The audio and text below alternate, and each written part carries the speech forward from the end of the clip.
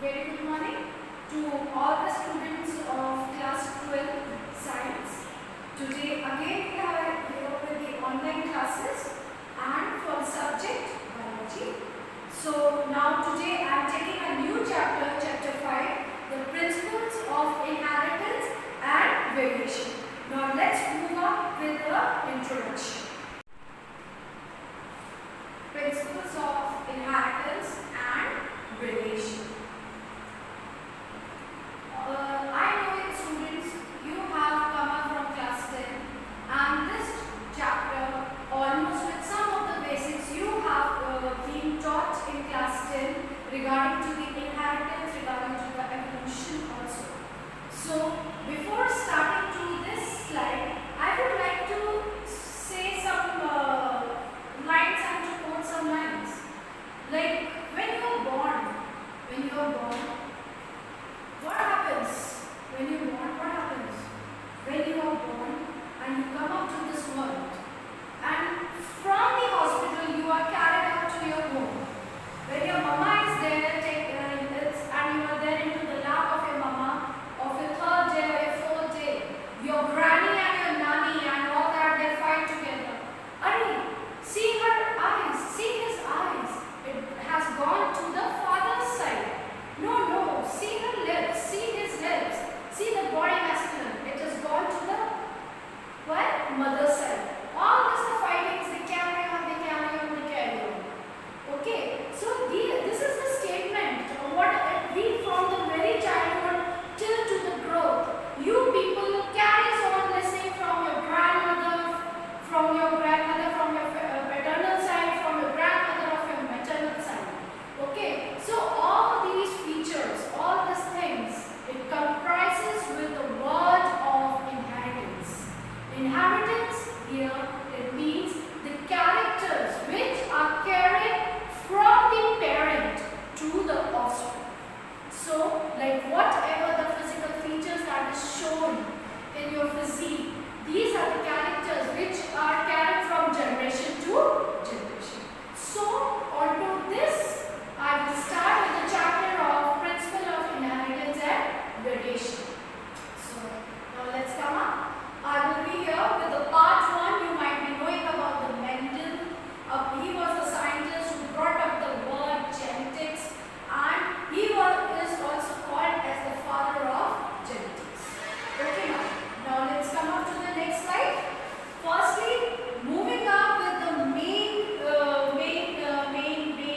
topics, we should know some of the important terms, because without knowing these terms, we are unable to go up with the crossings, with the matchings and the formation of the traits of the offspring. So here the first important term is genetics. What does the word genetic means? Genetics is the study of inheritance, heredity and variation of characters, and or the study of genes of chromosomes.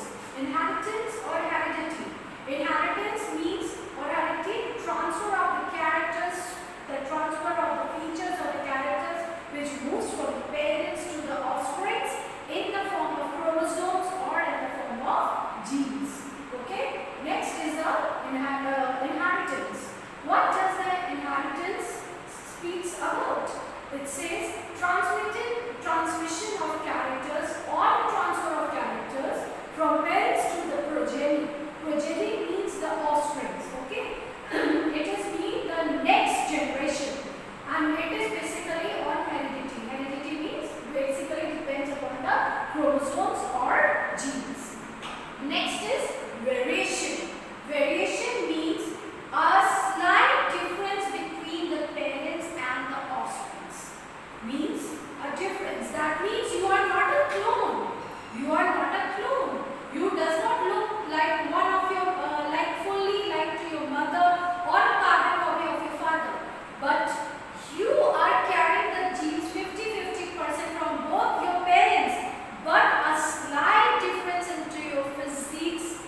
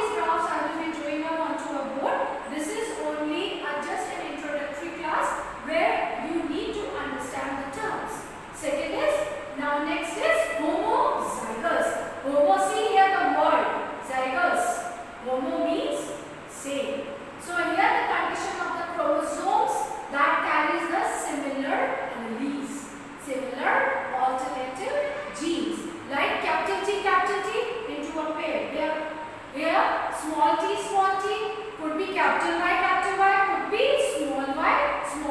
So the two alternative genes, they are similar. They here I have indicated with the same alphabet. Capital T, small t, it could be capital Y, and it could be small y. They are called as true breedings. They are called as pure line, 100% pure lines. Now, heterozygous, that means the alleles are into a dissimilar form. Dissimilar form means capital T, small t, okay, or it could be capital Y or small y. So here they are carrying the 50-50% of the gene. Now let's come up to some more dominant characters. The dominant characters are the one which express themselves. The characters which will be expressed in the progeny. The characters which is expressed in the heterozygous condition. It indicates with the capital letter. So when you will be doing your process, you should know when you are putting or keeping an alphabet, it should be capital letter that signifies as homo. It will be signifies as the dominant character. Now let's come up to the recessive. Recessive means the hidden or suppressed. The characters which are there from your parents, which are there from your family, but it is not shown, it is there inside. They are the hidden ones or the suppressed one. So we indicate them with a small letter. Now let's the phenotype. Phenotype is the physical appearance, like what? It is the color, it is the skin color, it is the hair color, it is what? It is your height also, could be your height, it could be your eye color also, okay? Genotype, well all these characters when we are studying into a genetic constitution, when we are talking about the genes and on to genes we are studying, which gene is responsible to the which characteristic, so it is called as a genotype. Next is hybrids. What are hybrids? You might be knowing in the market and here and there, even in your very childhood shop also you have studied a word hybrid or heard about hybrid.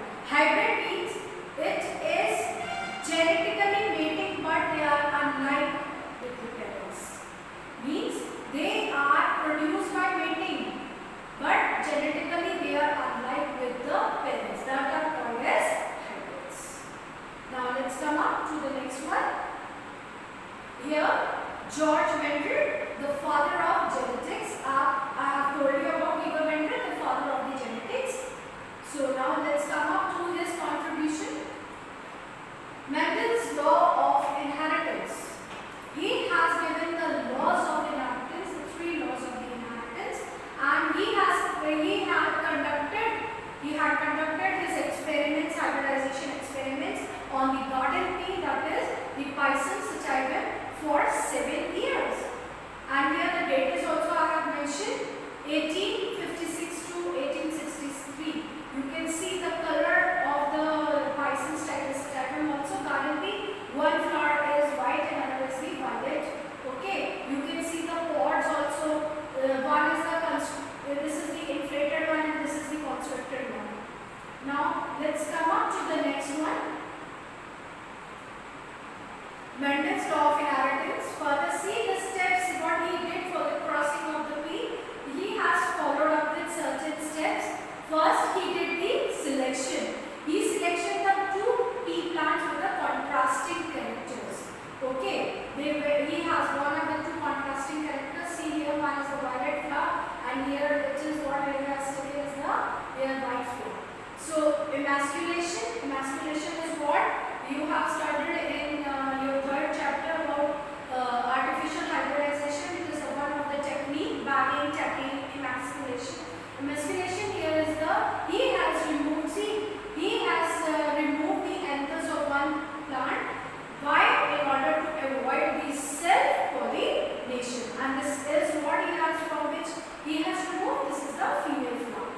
Now, pollination. Collection of the pollens he did from the male and transferred it to the female. And now what he did, the last step, collection and germination, the seeds were produced for the offspring. So he did this. See, these are the offspring one, Mendel's law further with 7 true